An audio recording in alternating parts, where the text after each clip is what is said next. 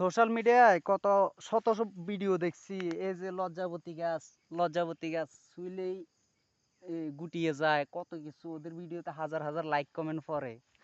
এগুলো আমাদের পায়ের নিচে নিচে থাকে। এই যে এখানে দেখতে পাচ্ছেন, এগুলো সব লজ্জাবতী কাটা গাছ। এই যে এখানে সব লজ্জাবতী গাছ।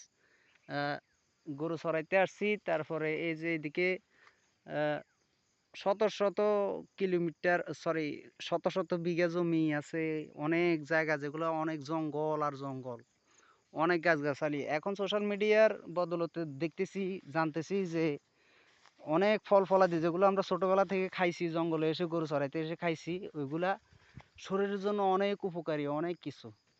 এখন বুঝতেছি আসলে আমাদের অমুক রোগগুলো হয় নাই কেন কোনোদিন, তমুক রোগগুলো কোনোদিন কেন হয় নাই।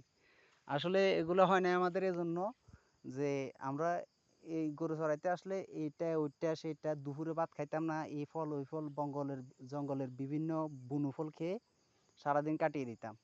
এখন সোশ্যাল মিডিয়ার কারণে দেখতেছি যে ওই বনু ফলগুলো খাওয়ার কারণে আমাদের শরীরে অনেক রোগ হয় নাই, আলহামদুলিল্লাহ।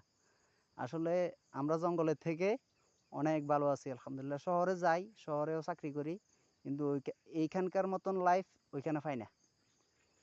কি সুন্দর ফ্রেশ বাতাস, কত সুন্দর গ্রাম জঙ্গল, এখানে আসি গরু চড়াই, ভালোই লাগে। বাড়িতে আসলেই গরু চড়াইতে চলে আসি, অনেক ভালো লাগে আসলে।